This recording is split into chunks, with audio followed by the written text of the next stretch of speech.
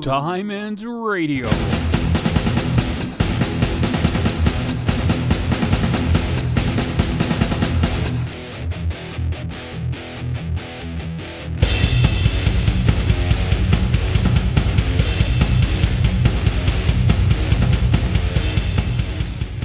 You look nervous. Nope. Not? No. How many of these have you done? I've done a couple of them. I've done a couple podcasts, and yeah, I don't know. I just gotta be me. I don't like the red light syndrome thing. I do get it a little tiny bit. Oh, really? But once I'm going, I'm going. We're talking. It's cool. That's cool. I like that. So how have you been? I mean, how are you dealing with this whole staying put? Because I know you're like me. Like, you got to be on the move all the time. So, like. It's been a challenge. I've been forced to look at things. I've been forced to slow down.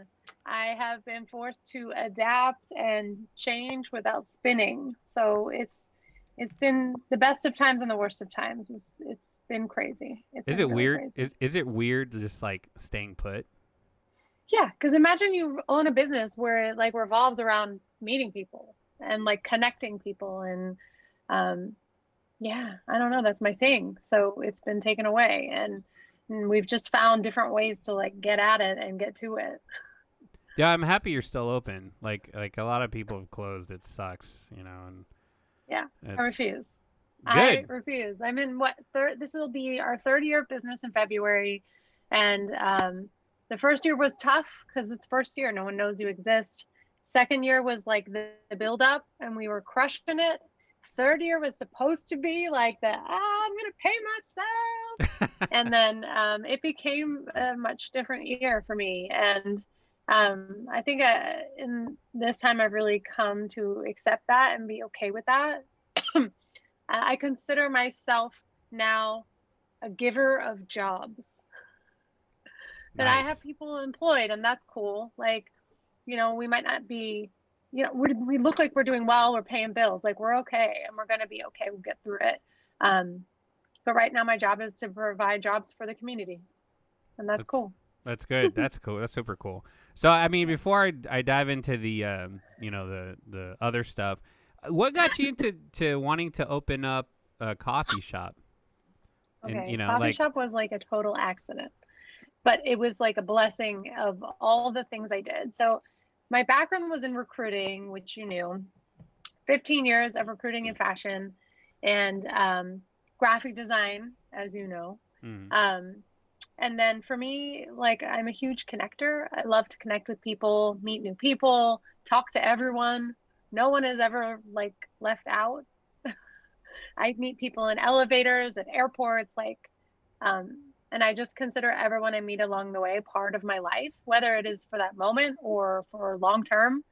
And so when you put those three things together, my best friend and her husband and my husband, we were all chatting. It was New Year's Eve.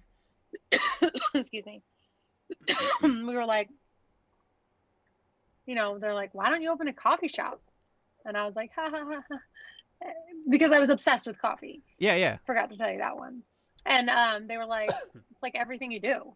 And kind of sitting in that moment, we realized, we were like, wow, graphic design, hiring the right people, you know, connecting the community and communicating with people, coffee, put it all together. That is a coffee shop. That is true. Kind of that like is true. A no-brainer. Was it hard?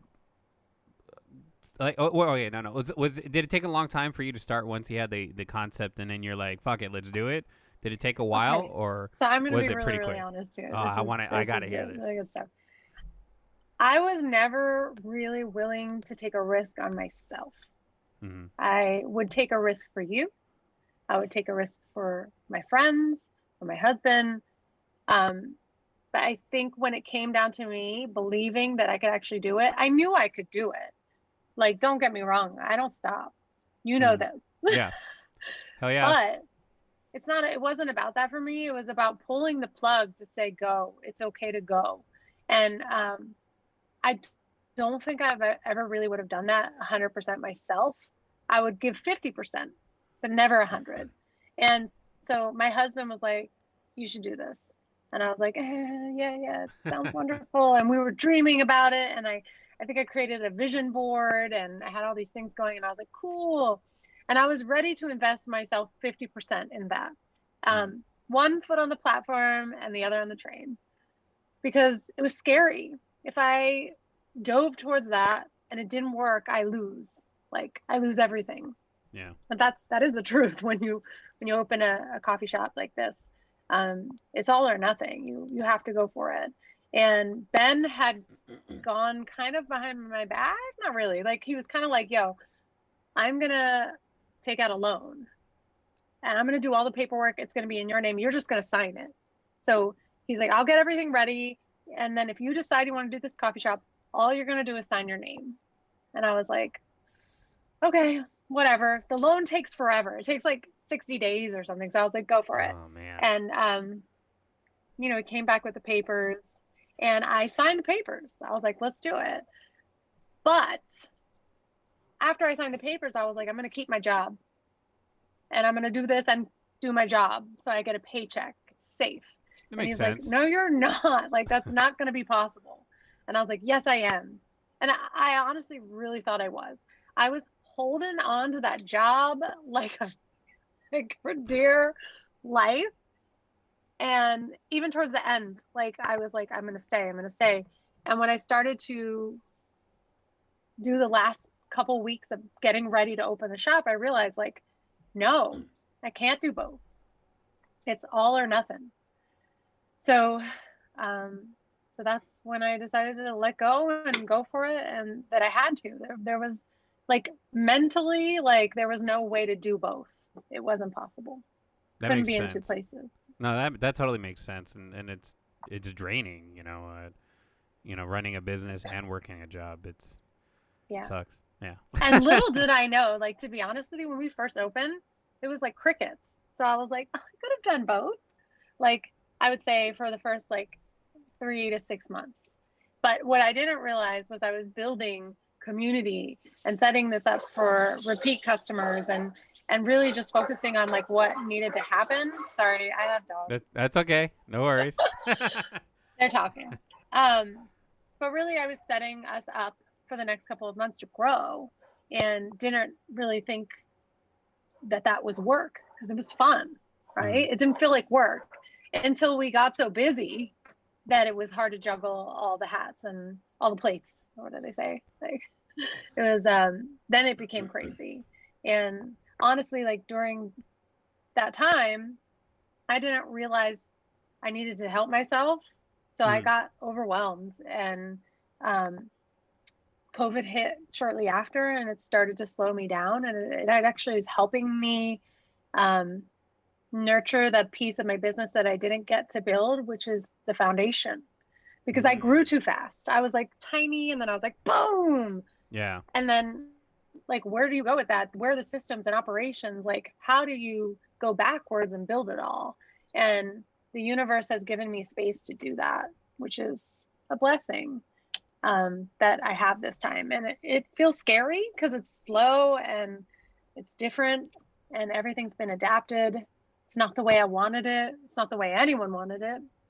But I've just taken this time to kind of reset and hire a manager for my team and really start to build out the operations of the business and gut it and Hmm. rebuild it. It's pretty That's cool. good. So in a way, like you said, I mean, the fact that COVID happened, it just like pulled the e-brake and forced you to just really set a really strong foundation. So that's a good thing. It's a blessing for you. Yeah, That's awesome. That's awesome. it is If awesome. you guys haven't tried her place, I remember the first time I went.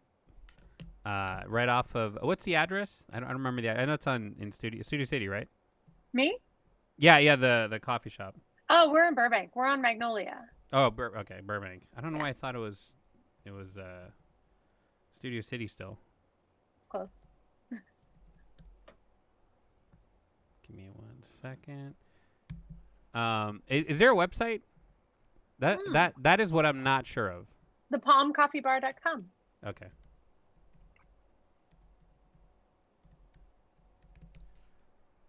Of course, That's there's a gonna website. be Don't you know what a nerd I am? well. I don't know. The last person I interviewed was like, I don't have a website. It's like, dude, you're so popular. Why do you not have a website? I um, live for web presence. It's fun. cool. Like a It's house it's online. what inspired you to have the look for it? Because I noticed when I went in there, it's not like other traditional like coffee shops. Like, what inspired you? What inspired the look?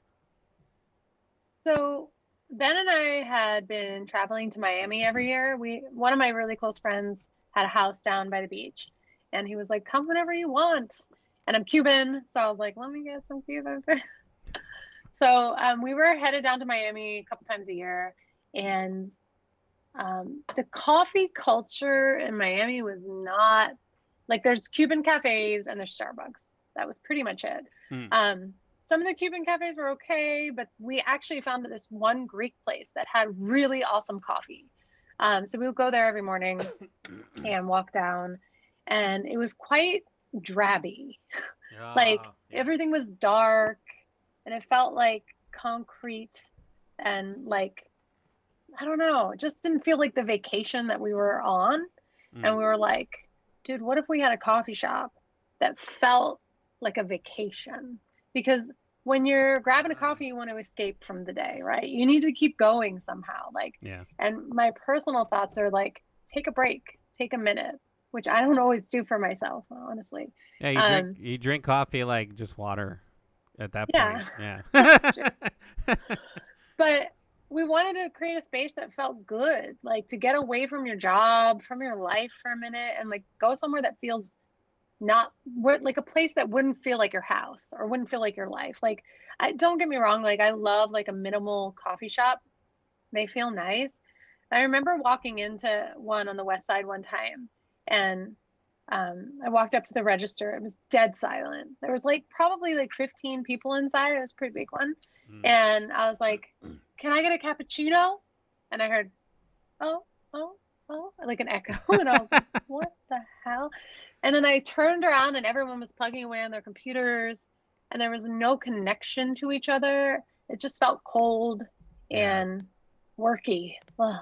And I was like, Yeah. "Look, you can come work here, but like also it was a vibe. I wanted this place to be fun and vacationy, and like my favorite memory of being open, I had this girl come in and she set up her DJ equipment on the bar, and she had Nice. headphones, and I look over and she's just like mixing and like dancing and standing up, and I was like, "Oh, I love this."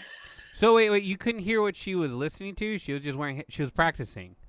She was Damn. practicing DJing, but I'm That is like, this awesome. is the vibe I want. Like, you can come here and create. Like, you can come here and connect. You can come here and meet people. It's great to come and do some work. Don't get me wrong, but there was just something magical that was happening there that I was trying to cultivate, and it worked. That's awesome. Wow, I've never seen anyone do that. I mean, I've seen musicians, with guitars and stuff, but I've never seen a DJ do that. That's super cool. There's a Just to video get that of it vibe, somewhere on our Instagram. I think it's on our saved stories. Like, she's in there somewhere. Wow, I gotta check that out. Where's my phone? It's over there somewhere. I gotta check that out. Let I'll me send take a it. note. Yeah, please send it to me. Awesome. Okay, so you've been open for 3 years. The vibe and everything. It is super cool. It is totally different. I'm a huge coffee fanatic myself. I probably drink like, if I had to explain how many in pots, it would be 6 pots a day, maybe My 7. God, Dude, I might as well be on meth you're again. worse It's than crazy. me. Yeah, I am. I I'm love not it. that I love bad, it. surprisingly. I I'm love it. crazy. It's super cool. Okay. You said you're working on a film. Can you talk about that? I'm not actually working on a film. Ben is working on a film right now. So all Ben. Okay. And he I'll can't ask. talk about it because it's like a legit, Okay. it's Well, full on. maybe if he wants to join in another day, I can question After. him. That'd be awesome. I'd love Uh, to see. yes. I'm working on some other secret projects. I don't Okay. know. Okay. Yeah, guys. You told me you were I'll be filming, open. so okay. Yes, I know you got excited about that one. I did. What? I'm in film. I do films now. Yeah. Well, Yes. let me take that back. I don't want people to think that I'm a filmmaker. I always say I pretend. I pretend to be a filmmaker. I No, you should sound claim design. it. No, no, no. No, I totally believe in claiming it. No, 'Cause- I'm. Okay, so let me ask you a question. Am I a songwriter? Yeah, No. you're totally a See? songwriter. But this is the problem, right? Like, this is actually an interesting thing to talk about because we downplay ourselves because we don't feel worthy to be that thing when that thing lives inside of us and you can't like rip it out. It doesn't go away. True. Right? Yeah. But a lot of creatives do this, and I think it hurts us. And No, I do it myself. Well, no. Let me explain. I don't want Ben to hear me saying this. Yeah, no, he'll be like, "What are you talking about?" I totally do music in films. I do sound design, I score films and all that fun stuff, and audio post, right? Yes, I am working on films, but I don't claim to be a filmmaker because that's not where my heart is. My heart's in music still. Okay. So that's why I say I'm not a filmmaker. All of my filmmaker buddies are like, "You're a filmmaker." No, dude. No. Because I could stop doing that. I could go back to music, I mean, I think we could stop doing anything at any given time. I think it comes from the heart. And as long as it comes from the heart, then so it shall be. I can't stop music, dude. I can't. You shouldn't. I can't. You shouldn't. Look where I'm at now. Oh my God.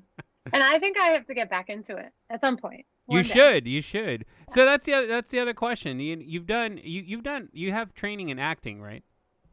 No. You don't. No acting. Okay, I thought you might have. No, I couldn't act my way out of a paper bag. I can't even lie. So it's strictly music, graphic designing, and fashion. And I remember when you were in Doll Patrol, you incorporated all of that. Good. What inspired more? Was it fashion on music or music to fashion? Like what was? Oh, I thought they were all so connected, and I honestly, even just having you say that connects them back even more because it was such a huge piece of like my expression and still is. Like even right now, like see all my rings, like I'm like they're all little stories. Like they have heart. They tell part of the story. Yeah. And I think a lot of the times when performing that fashion piece steps in and becomes part of like what's happening here. It's the visual to what you're hearing. It's the words that are unspoken. So it's definitely a huge piece of it. And then which came first, the chicken or the egg? That's true. It kind of just come together. I mean, if you allow them, I would say there's definitely some artists that don't use it as an expression or part of their expression.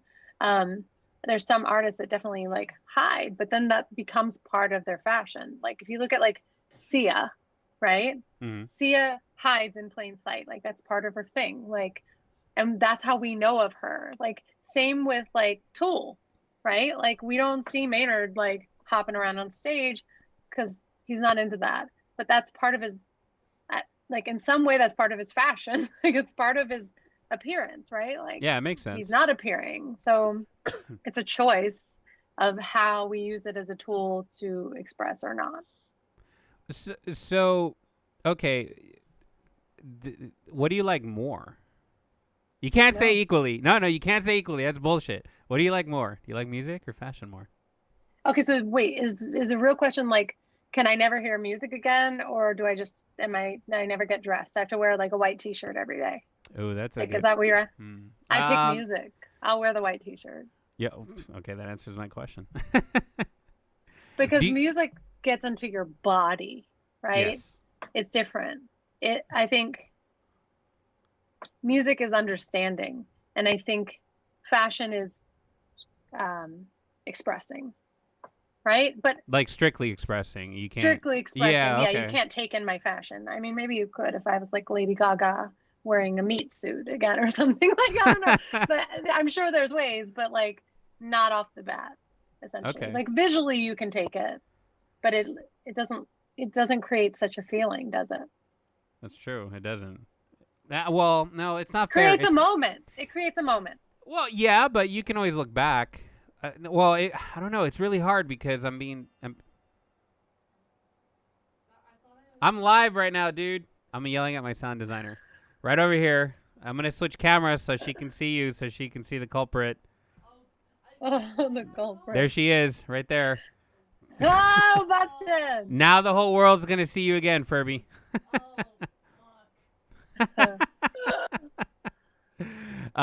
Sorry. Caught on tape. Caught on tape. Influencers in the wild. It was an accident. All right, shut up. I told both of them if anything like that happens, I'm calling them out on the podcast. Oh my god! And then they have to be on it. They're on it. They have no choice. What were we talking about before we were rudely interrupted? Which came first, the chicken or the egg? Yeah. Okay. So with it's not fair for me to say that one or the other, because let's say if I wasn't into music, I was into fashion, and I saw Lady Gaga wearing the meat suit, and it gave me a feeling. And a nostalgic feeling later in life, reviewing that again and again and again, just looking at pictures, because I'm sure you're looking at pictures and stuff. So isn't it fair to say that individuals that are strictly with fashion have something similar to like us musicians? Like for sure. Yeah. For sure. Okay. But I do think you had something when you were like the needle points stronger in one direction. It does. For you specifically, right? Yeah. It's interesting you said needle, because thread, clothes, needle. Oh, maybe I'm lying. Maybe it goes back. I don't know. So I honestly don't know. But if I had to pick, yeah, I'd definitely stick with music. Do you like writing songs or performing more? I loved writing. I miss it. Performing was definitely fun. I love to hear a finished song. There's something so magical about like just letting it go when it's not really ever finished. Yeah. It's just like letting it go, like release the doves, like there is something magical about that. And performing for the first time, like a new song was like the best. But I haven't performed since 2012. No, really? The last place I played was the House of Blues. I miss that place. And then that's not there anymore. And so many of the old venues are shut down. Like, Cat Club. We played at Cat Club. They're closed. Yeah. I think they're like a pub now, maybe, but nothing right now. But, I don't know. Everything's shutting down, and live music is. Where's it headed? Like, what's next? Who knows? Streaming for a while. I mean, that's what they do here in the place I'm at. Imagine how magical it's going to be, though. Like when it comes back. Oh, God, it would be like a 3-hour orgasm over and over again. It's the only way I can explain it. Sorry, I don't mean to be crude, but I can't imagine I just can't even imagine it anymore. In some ways it's kind of like, if you think about it, it's like being on a diet, right? You're on this diet and you're like, you can't have chocolate, right? And all of a sudden you're like, okay, the diet's over. Like, here's the chocolate. Oh my God, you actually have chocolate. You're like, what? Like, where do you even go with that? Like, how do you even begin? And what's the world going to look like when we get back to that? I think we're all going to appreciate things so much more. That's true. And it's interesting because like with restaurants in the beginning, how everything was closed. Literally, like you couldn't go to restaurants at all. I remember the first time I went to a restaurant and the food tasted so good.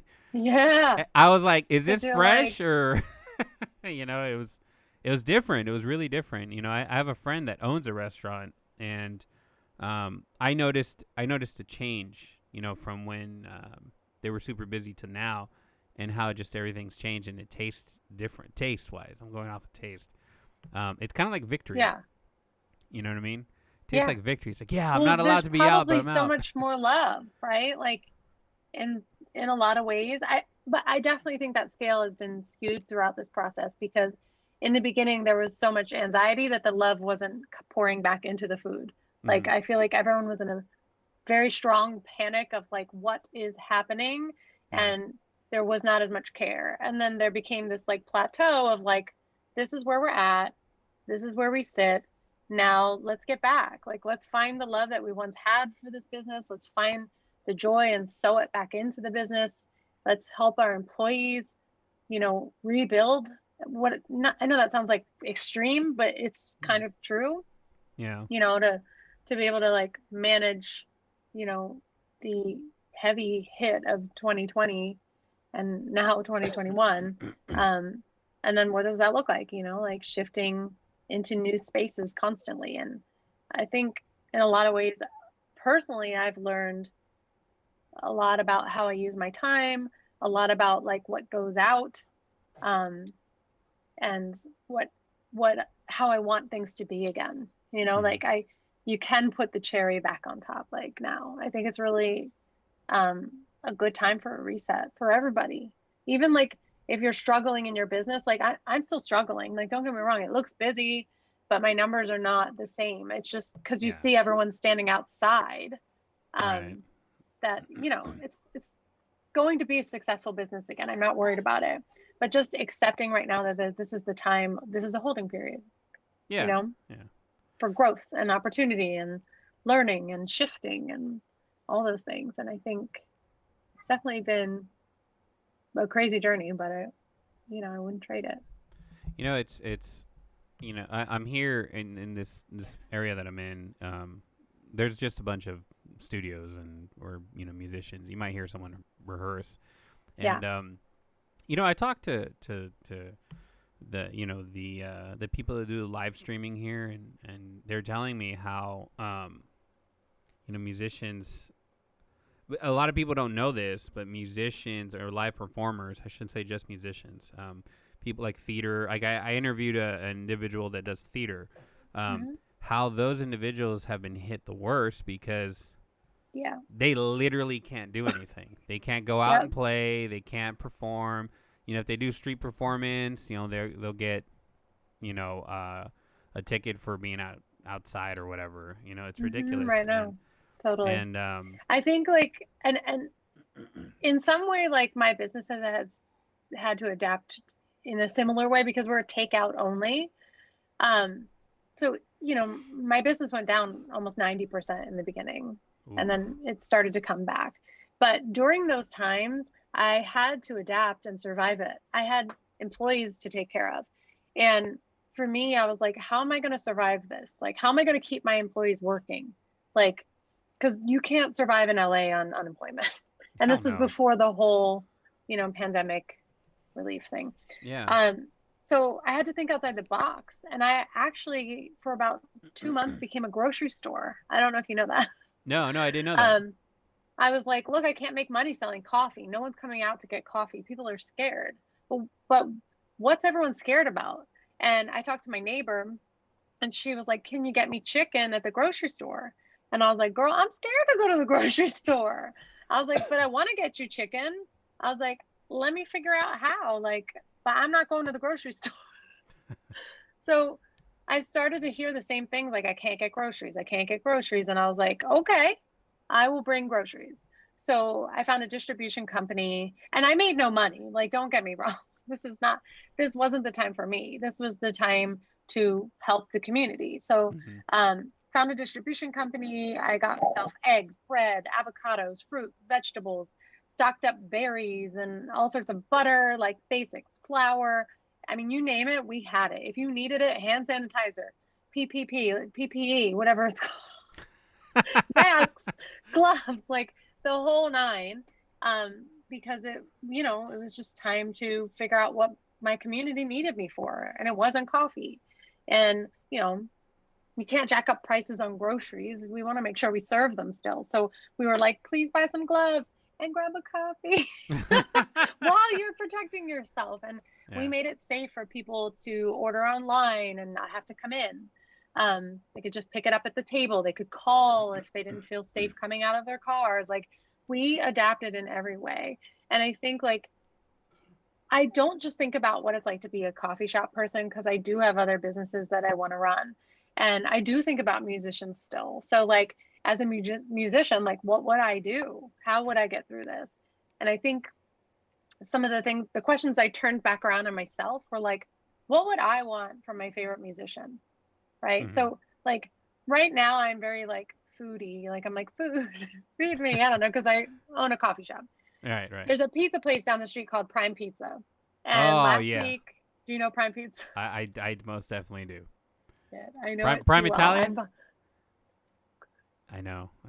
Oh my God. So anyways, a few weeks ago they posted like, we're selling pins and merch. And I was like, pins? I have this like jacket covered in pins. I'll show it to you later. I was like, oh my God, I'm coming to buy a pin like right now. I was like, put one aside for me. And I freaked out. I put the pin on hold and I went and picked up the pin. Like, and I'm like, what am I? I'm like crazy, like about this pin. But it wasn't about the pin for me. It was about being able to support someone else that's local, that's small, that's got the same struggle as me, probably a little less of a struggle than me, to be honest. They're doing okay.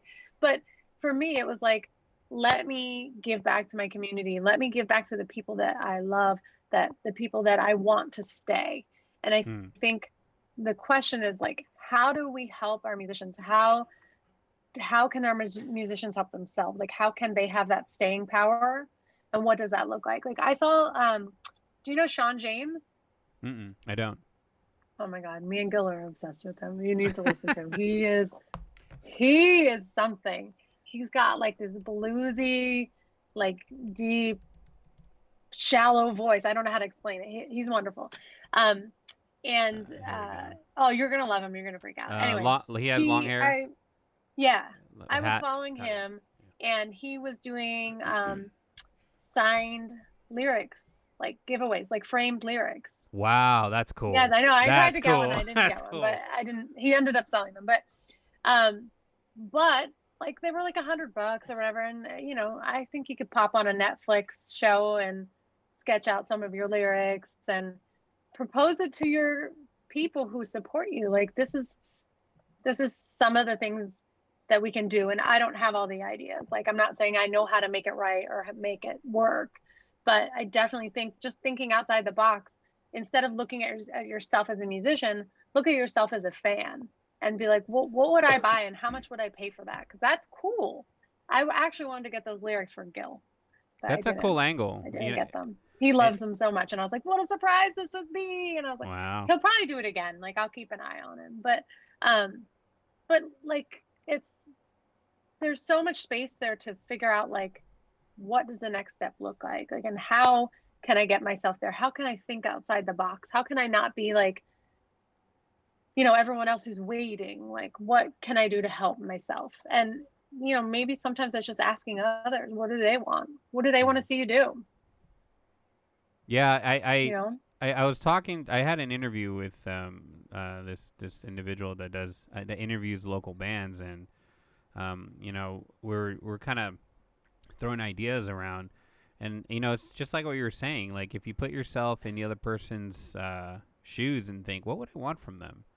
Kind of like what you did, but you took the not the inside of you did a different angle and said, hey, since you're here, have some coffee.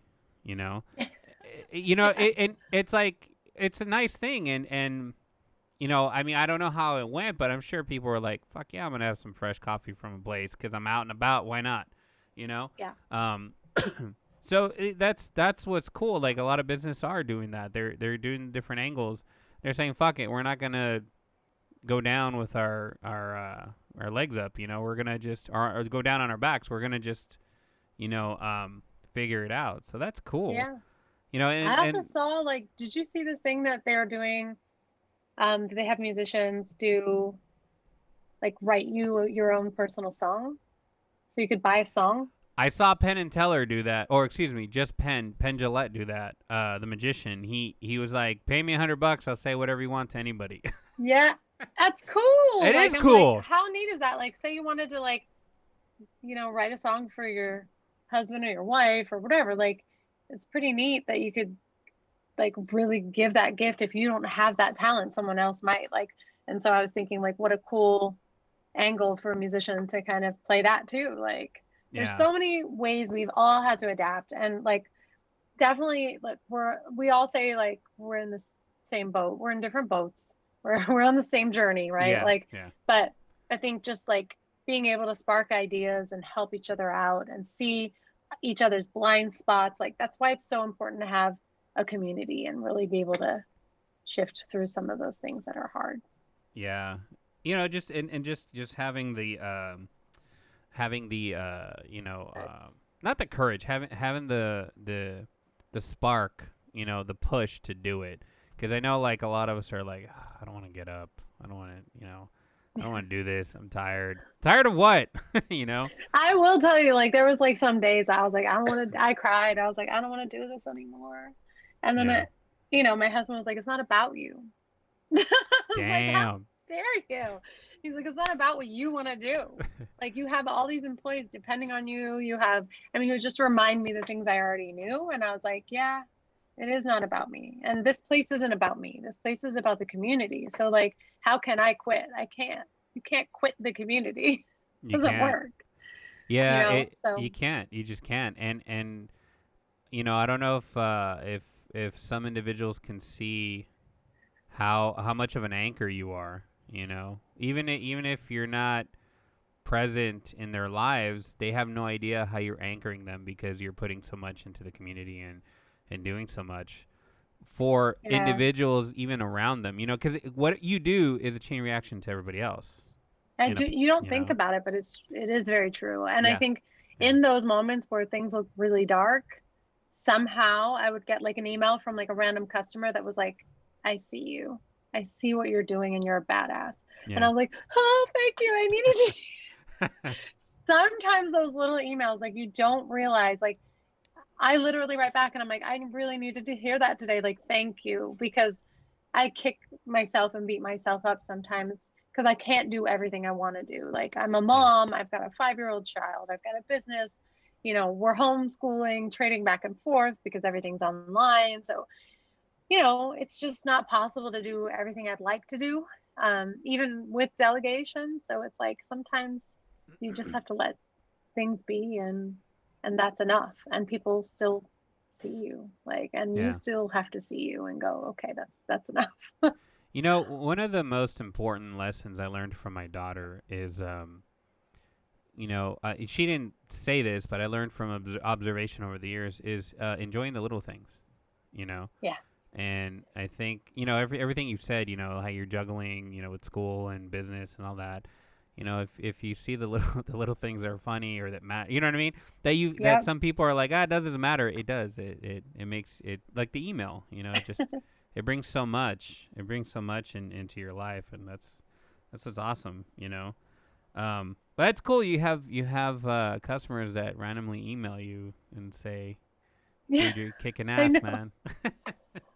Well, because Oh, I sent an email out. So I send a lot of communication like, hey guys, we changed our hours and they can respond to it. So they responded back like, you're doing great. I'm like, oh, that's cool. thanks. That's cool. Yeah, So super I want to cute. talk about Sweet. your fashion shenanigans a little more. Sure. How did you fall into that? Like, what was the beginning of that? How did you start into? I mean, we could talk about music, Um, but I kind of know. Well, I guess the I audience doesn't. I think I got into fashion when I was younger. I had a friend that was very gay and fabulous. Those are the best. And the Those are the best, best. I'm telling you. his name was Marcus, and he was really into fashion.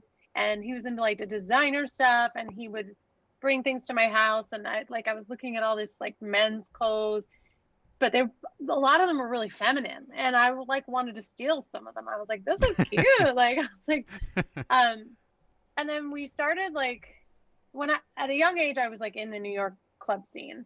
Mhm. So really just dressing up to go out because New York dresses up. New York Hell doesn't yeah, mess we do. around with sweatpants. Maybe they do now a little bit, Well, but yeah. like back in the day, New York rolled deep, and we dressed up. We went all out. So we were like sewing costumes and making each other like crazy clothes. Like I remember this one time, so we did a clothing swap, and I was like, "I'll make your outfit, you make mine."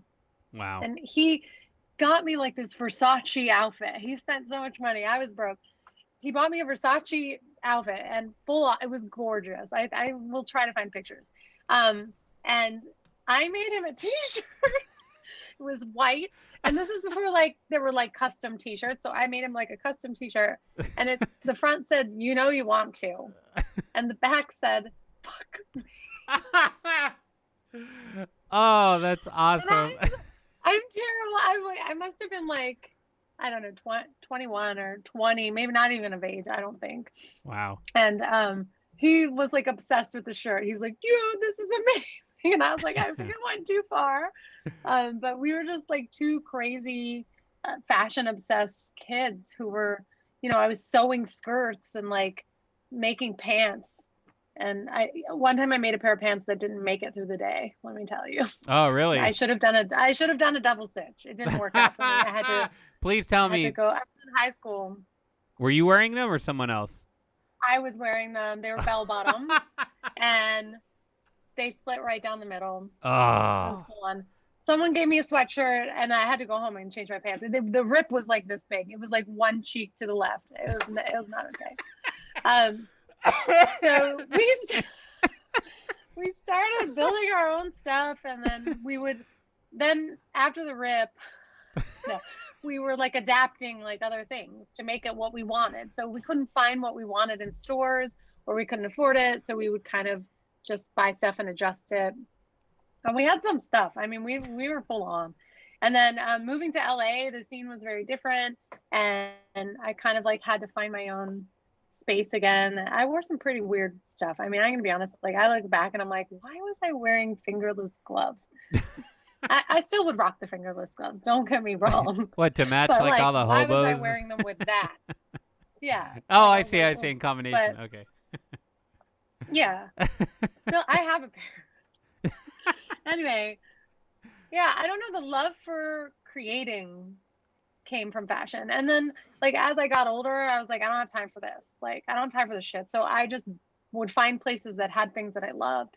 And a lot of the inspiration for me personally from fashion comes from other people and places and things. And sometimes it's like a strange one. So, like, a lot of my inspiration comes from, like, when I was a kid, there was a guy that hung around our mall. His name was Ray, and he had a mohawk, like huge one, like to like here, like Wow. really high. Like, Wow. this man worked for it, and he was like the nicest guy. He was so sweet, and I remember like my parents were like, "Oh, gross! Like, he's no good or whatever." Ah, And parents, I tell you. then when I actually met, yeah, I know, you know how it is. When I actually met him, he was like the kindest, gentlest, like he was chill, like he was cool. And I was thinking, like, it's not always what's on the outside. Like, he used to rock this like big moto jacket, and my parents were like, "Oh, that scares people away." And I remember thinking, like, good, like, good, like, get scared, because like if you're afraid of how I look, then you will never really know me anyway. Like, so the moto jacket became like a huge staple for me as a kid, and even now I think I have like 7 or 8 of them. I collect them, Wow. and Really? like each one of them has a different feeling and a different vibe. And for me, that's an expression of like, see me for who I am. Like, I'm wearing this, I don't care what you think. Like, and now they're like super popular, like, but when I was a kid, they were an expression of like, you're goth, or you're like a metalhead or whatever. And I was like, I'm gonna wear this because I felt like one of the outsiders too. And this made me say, F you, regular world. Like, I'm not gonna get a job where I can't have a tattoo.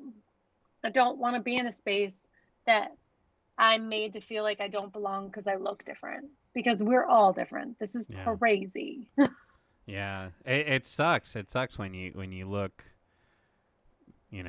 I mean, for individuals that have like a rugged look, or they get judged really easy, or even gang members, or not gang, excuse me, individuals that look like gang members that aren't, even they get judged, and yeah, no, I totally hear Totally. you.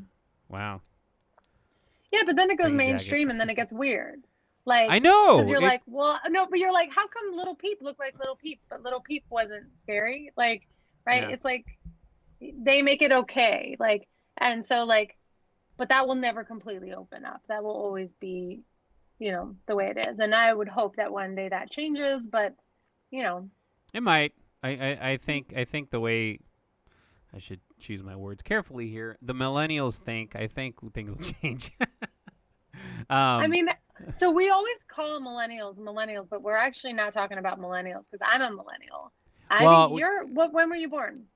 83. So So you're a millennial too. we're millennial. Whoa. It's a way. No. We're categorized as millennials from how we were born. But I'm talking Yeah. about the culture, like the way of thinking, which is nothing wrong. Yeah. There's nothing wrong. It's It's just just younger, yeah, totally. Yeah, And yeah. but it's not necessarily the millennials. It's the generation after, which I think is Y, right? I think it's Gen it's Y? alpha. My daughter is alpha Oh my God, I X, don't alpha know. something. Yeah, something. I think. Do you guys We know? don't even know. We're so old, we don't even know. We're like, we what we don't matter. we don't matter anymore. Generation. But yeah. is now. I It's definitely still think it is Generation Z. slowly. I mean, it's Yeah. slowly changing and evolving. I mean, even to the point of like, these kids are really into like, what's your pronoun, right? And like, so then maybe what's your jacket doesn't matter anymore. I think that's going to slowly kind of wiggle its way out, and that I there will hope. be more acceptance. Yeah, I especially hope. on the Yeah. East Coast and the West Coast. No, I both totally. sides. I totally hope. I love the fact, and one of my old ex coworkers, I could say his name, Tayo. I interviewed him, so he mentioned how when he was going through school, how way of thinking is just like everything is the same. It's a beautiful thing. It's a beautiful thing hearing that. It's like they don't see brands. They don't see colors. They're just your people wearing clothes. You like this kind of music.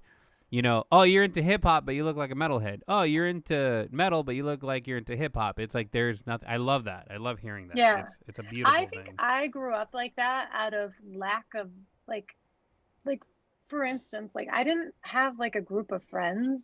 I sort of fit in, like I had friends that were like considered like the nerds, like with the Coke bottle glasses, but I loved them.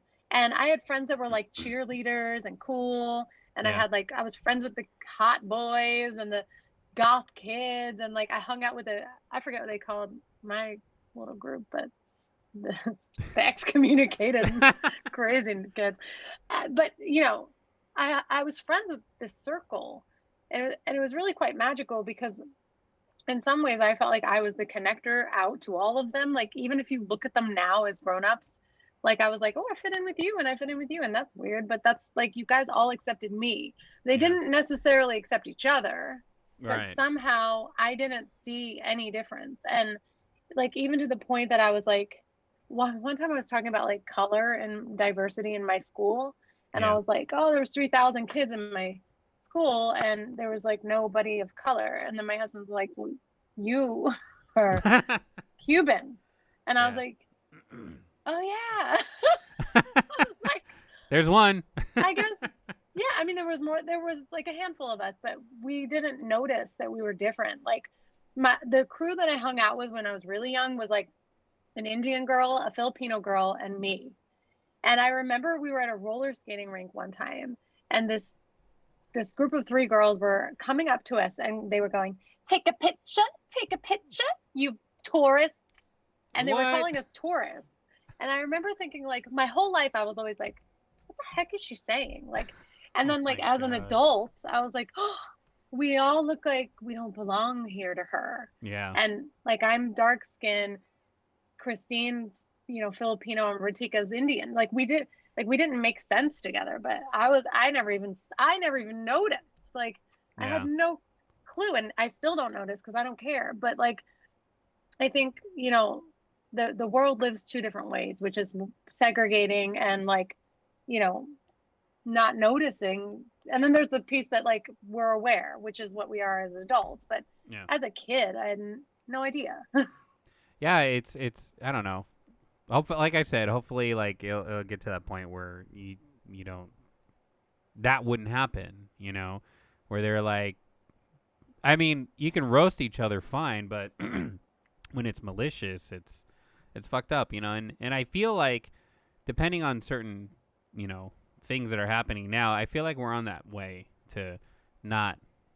Yeah. It just doesn't matter, Yeah. It's like, oh, cool, you are who you are, and that's awesome, True. So when did music come in? So you did fashion and stuff, and before we actually go into that, did you just create clothing, or did you model as well? No, I did like Everything. silly little like nightclub shows for modeling. And Okay. I did them so that I could get clothes for free. So I remember this one show we did at this nightclub called Transit in Philly. And they were like, oh, we're going to pay you like $150, but you can keep the clothes. And I was like, what are the clothes? And they were like, Dolce. And I was like, yes, I'm here for it. So I kept this like denim jacket with this pink paisley print inside of it. And the collar was like, what do you call it? Patent leather and red. It was cool. But Wow. yeah, I mean, I did a little bit of that kind of thing and commercial stuff, but Yeah. never. I'm too short to model. Shut up. Are you serious? I'm only 5'5". I'm way too short. And Ballsy asked me, like a crazy person, I was like, I'm gonna be a model. This is fun. I love clothes. I walked into Wilhelmina in New York City. I just found their address and I showed up. And I was like, here I am. And they were like, who are you? Like, why are you here? Like, you need an appointment. And I was like, I want to be a model. Because you cannot do this now. This would never fly. No. And they were like, you are way too short, honey. And they were really nice to me. I don't think they'd be this nice nowadays. But it's just, when I wanted something, I just kind of went for it. You know, it's funny. Like I'm in shock because all these years when I would look at you, we talked, we always spoke eye to eye. You always wore fucking heels, didn't you? Son of a bitch. Oh, yeah. Son Yeah, of a I did, bitch. always. I thought we were the same height. I'm 5'11". No. I'm not lying. Yeah. I thought That we were sounds the about same right. height. Yeah, like 4-inch heels. Yeah. Yeah. Holy shit. Because we always like every time we would like tour together, it's like, damn, she's tall. Like I never look because I don't look down. I'm not like, oh, you're. No. Wow. That's the trick. I Wow. try. I fell for it. So when did music come into the picture? You started fashion and then music, Yep. or did you do music before? Fashion, and then I had a journal that I kept. And when I was in my, I don't know, I guess maybe 20s, a friend of mine named Colleen was in my room. I don't know what she was like ravaging through all my shit and found my journal. And she was a singer. And she had a great voice, actually. And she found my journal and she's like, I think she asked if she could look at it, but I don't remember. I was like, sure, whatever.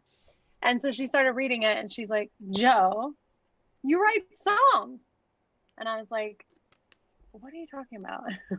And she's like, dude, you write in like your poems are like just naturally in verse, chorus, verse, chorus. Like, do you not notice that you repeat things? And like, look, did you ever look at this? And I was like, no. And I remember she opened to a certain page and she started to sing it to me. And I was like, what are you doing? Wow. I think I laughed at her. And then she was like, you should look into this because you're already doing it. And I was like, sure. And so she left. And then I started to gather all my work. And I was like, wow, this really does feel like songs. And when I open it and look at them as songs, I can hear them that way. And so these melodies were already in there. Like I just didn't tap into them. And so I remember I wrote my first song. I was working in a bar and I was running around the bar singing my song. I was like, hey, listen to this. And then I can't remember it now, to be honest. But I was like, this is my song. Like I wrote it and I would sing it to people and kind of like get a vibe on their reaction. And I was like, what do you think? I had the paper. I'd pull out the lyrics and like I'm just like, why am I doing this in a nightclub? Like this is crazy. And then I started to find my music friends. That's part of the journey. Yeah. And as I started to find those people, I had a friend who played in a pretty popular band who was like, come sing on stage with us. So like I hopped on stage, got to feel what that felt like, started talking to their manager. And and as that sort of like all started to come together, I was like, I don't know enough to do this. I want to go to school. So I ended up coming out to LA and going to MI, so Musicians Institute, for computer recording so that I could understand how to talk to my engineers, right? Because I felt like, Oh wow. all these people had this education, which was experience that they created as musicians. I didn't have that. And if I couldn't speak about what I needed and didn't play an instrument, I had nothing. I had notebooks. So educating myself and at a baseline on communication was it for me, because I didn't want to be a guitar player. I didn't want to be a piano player necessarily. I wanted to write melodies and lyrics. And I always knew that I needed a team member to work with on a collab. Like, I'm a collaborating kind of person. So for me, it was like, where's my team member? How do I find this person? You And still that work? was part You of still my working journey. with Gil? Huh? You still working with Gilbert? I haven't, but we've talked about it a million times about like, Oh, let's get the stop band back together. talking. Just do it already. I mean, you guys are like on and off all the time. Like, you should just do it. Like, I mean, just Yeah, like honestly, you guys have such chemistry with music. It's like, we do. yeah, no, really. There's magic that happens, like screaming at each other. Like, I have. There's this one song that we wrote. I don't know if you remember it. It's called Fairy Tale. Of And course. I have the original recording of that song, and I live downtown, and you can hear like sirens and dogs barking, and me ad-libbing like to what he had. Like, Wow. there's another one called Disappearing that you can hear police sirens before the song begins, and then I sort of just like made it up as I went along, and you can hear me thinking, and you can like kind of feel the process of like what that was like for us writing together. And those moments were magical. Like, that's where the magic happened. And then when we would put it down in the studio, like, that was awesome. But the magic happened in the making for me.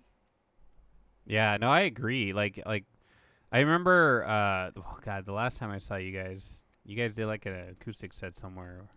Oh, wait, did we? We did. This was before I left town. In NoHo. Was it? In NoHo. Yeah. It was on Magnolia in NoHo. I think you're right. God, it's Yeah. been so long. Yeah, and it, like, you can just, I mean, from day one when I first met you, like, and you guys were performing and I'd watch you guys, I probably was your number one fan. I was at every show. And You were. I really was. I really was. I was at every show. And from day one, like even though you guys had the other band, no disrespect to the other members, but like you guys, you and Gilbert had this like musical chemistry that, I'm pretty sure you still have. Like it was pretty organic, It just wild. like, yeah. So I don't know. I think you guys should keep writing, even though 30 years later. Hey, you want to write a song? Sure, let's write a song. Why not? I think we will. I know we will at some point, and that's cool to know. It feels like kind of like I don't have to download information to him. He just likes the same things I like. Like, we just works. Like, I remember he said to me, like, "Oh, have you ever heard of this artist, Sean James?" And I was like, "No." And then I looked at my Spotify playlist and I was like, "Oh, I listened to him." I was like, "I'm obsessed with him." And Gil was like, "No, I told you." And I was like, "No, I've been listening to it already. I already know all the songs. Like, I'm like already in the same place as you." And I was like, "I had no idea." And we just didn't communicate it. Like, we like the same stuff, and the influences come out so easily from both of us that it is very easy to write. That's hard to find. That's hard to find. It's true.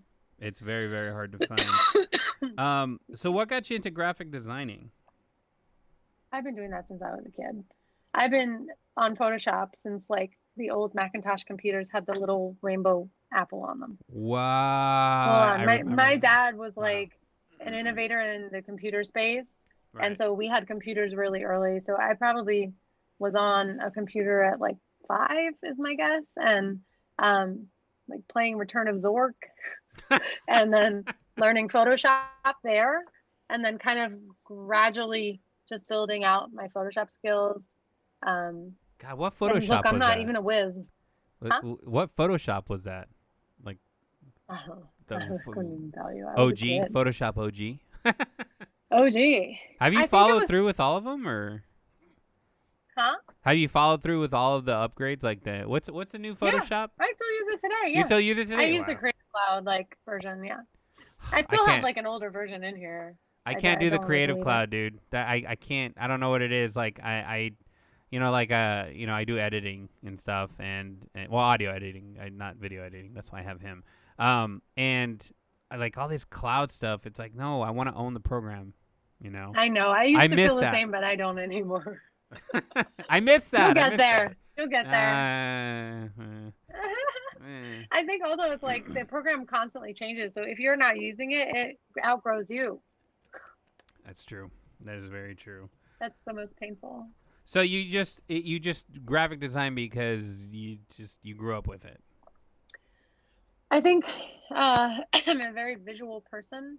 Mhm. Things have to visually make sense for me. That's how I learn. So graphic design kind of just fell into something I do. I love to see things start from nothing and become beautiful. And that aspect of design is such an easy space for me already that I find it one of the easiest because I've been doing it intuitively since I was a kid. Okay. So plus I'm 2D. Like I love 2D design. 3D design doesn't work in my brain. I've done pottery and clay for fun, but I'm terrible at it. Like this is my piece.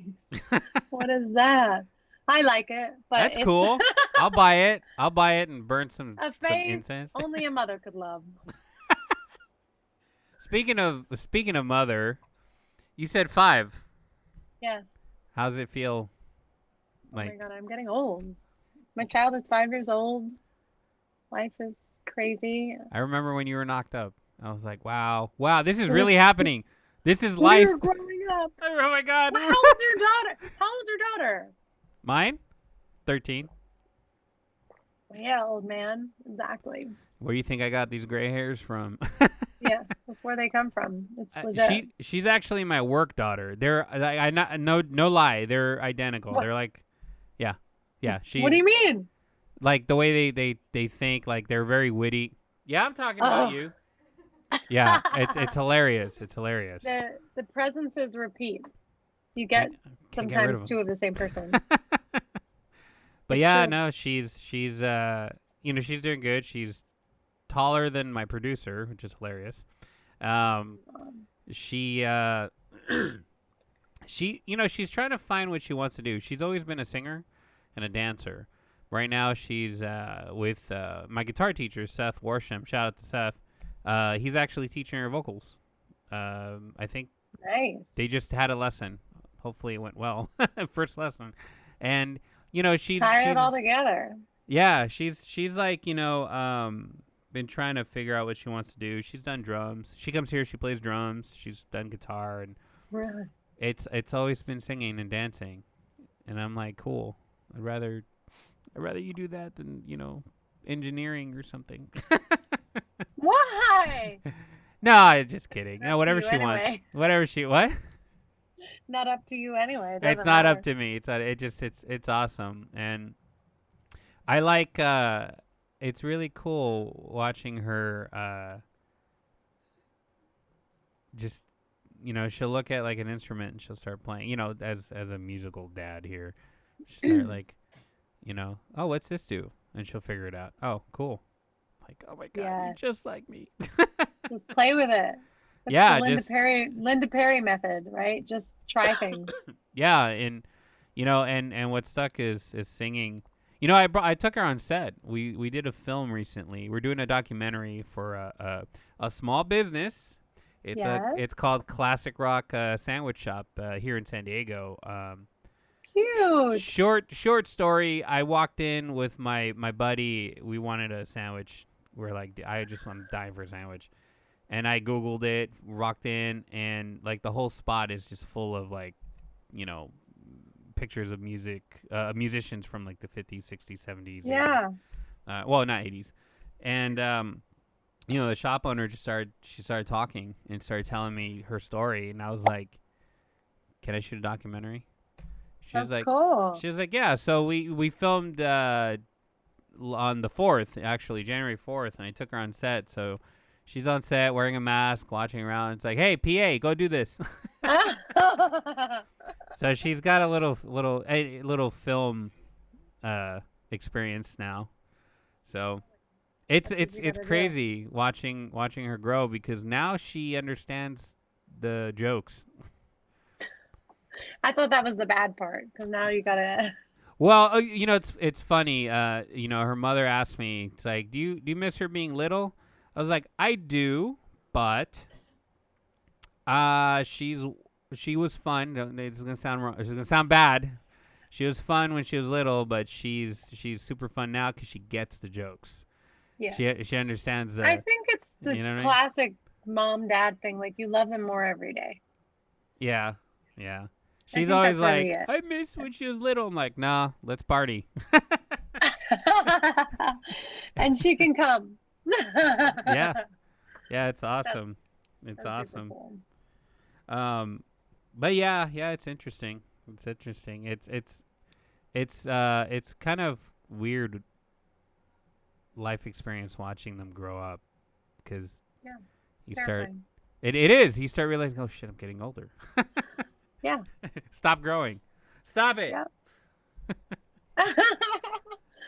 I think one of the perks of like owning a business is like, I have these young kids working for me, and like, I'm like, I realize how old I am. I'm like, I have no idea what they're saying. Like, words are coming out.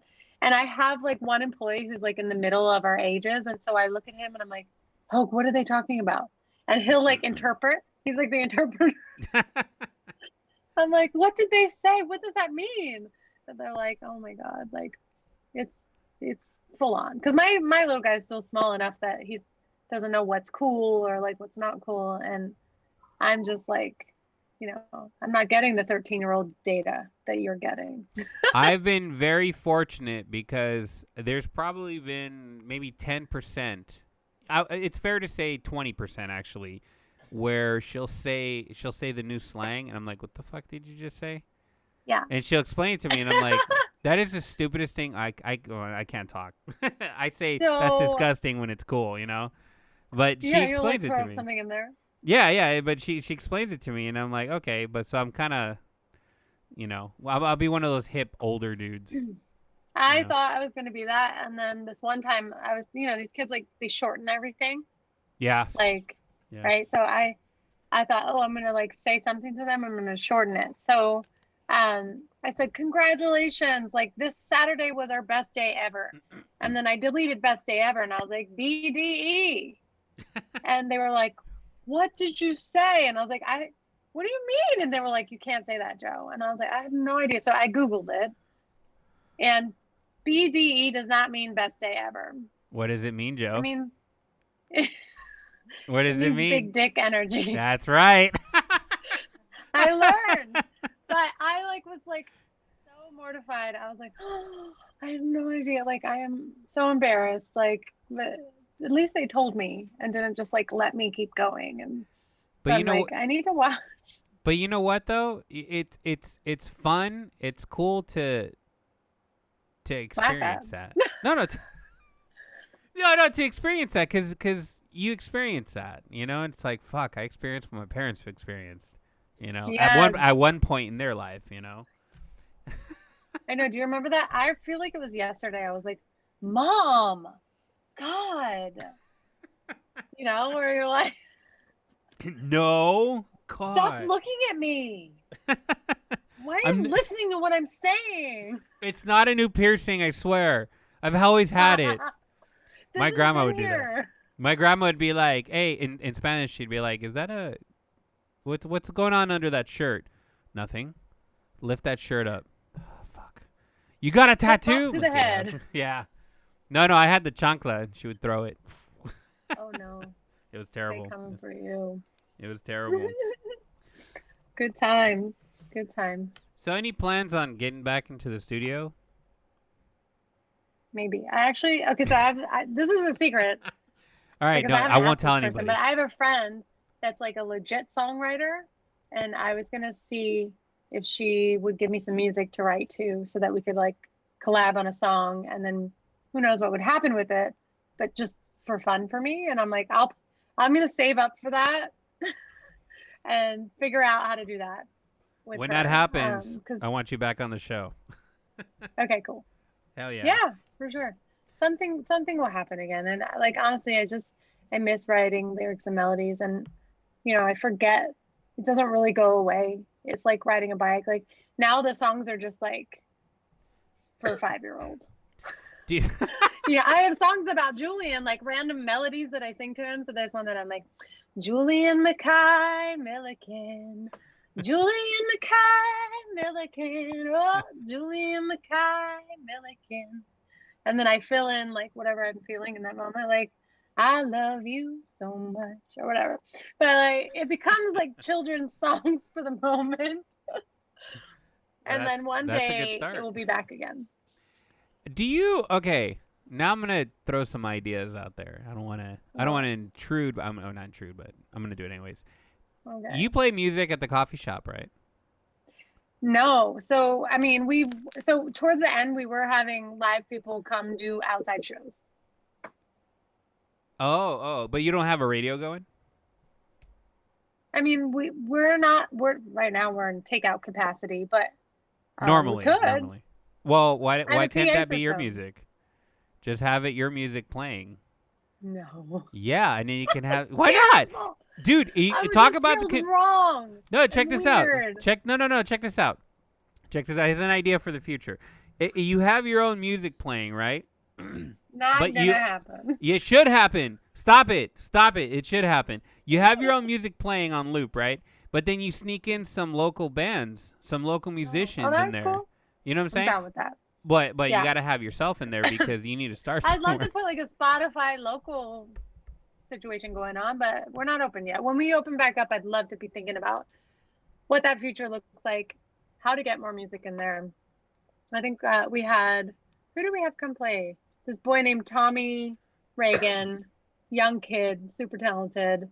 And then what's Cynthia's last name? My songbird. I can't remember her last name off the top of my head. Anyway, we had a few people play outside, and that was super fun. So really just being able to figure out what the future of music looks like at the Palm Coffee Bar. We'll see what that. They can't what do that. happens. They can't do that now. They can't just kind of like chill and play. Would they get in trouble, or would you get in trouble? Yeah, they would, because technically they can't even be hanging around outside. Oh, I see. Oh, yeah. It's LA. But coming soon. Yeah. Coming soon on the list. We'll get back. I gotta stop by next time I'm in town. Text me before you come so I can be there, because this is my office, and sometimes I'm here. I will. I'm normally there. Yeah, how often do we go to LA? Like every other month? Pretty much. Yeah. I'm normally there every other month filming for sure. But I'm doing some more filming, so you know what? Fuck it. I'll make a day. Just come see you anyways. You know where to find me. Give me a Yes. warning, though. Give me a No, warning. come on. You know how I roll. You know how I do this. I know. Last time I was like literally leaving town, I know. and you were like showing up, and I had like an Uber. You're like, what and the you were fuck, like- dude? You were like, hi, and I was like, what? Why didn't you tell? And I like think I gave you a hug and said bye. I was like, Yeah, I hung out with Ben for a minute, and he was kind of like telling I me. think we were going to Texas. Were we going to Texas? No, you left. Ben was still there, I think. I can't remember. Yeah. Oh, I was going to Portland. Oh. Yeah, Yeah, that Ben was before pandemic. Yeah. Pandemic. Oh, yeah, it was. Damn. Either way, Yeah. I'll stop by. I'll let you know. ahead of time for sure. Okay. I'll but keep yeah, you if you posted guys- if my musical endeavors expand Hell yeah. again. So if you guys are in town, go to Palm Coffee Bar. I totally recommend it. It's takeout only right now, right? We're gonna take out only right now, but one day. It'll change. Website's thepalmcoffeebar.com. You can check it out on the descriptions that we have. Joanna, you rock. Thank you for doing this. It wasn't that bad. I didn't torture you that much. No, you didn't torture me at all. And I learned of a new musician. Shout out to Sean James. Oh, you're gonna love him. I probably will. Text me. You have my number, same number. Text me after you listen to a couple of the songs. You know what? My number changed. I had a stalker, so I gotta give you a new number. Oh boy. Okay. Let me All right. actually. I'm gonna text Well, you now. here You just text me because my number's the same. Yeah, I'm gonna text you now. So, Okay, cool. Joanna, it's always a pleasure. Thank you. I miss you so much. I wish I Miss could you fucking too, have your and nice virtual to see your hug. face. This thing, oh, it's terrible. Doesn't work. We All tried. right, and then check out the description below, guys, and we will see you next week. Bye.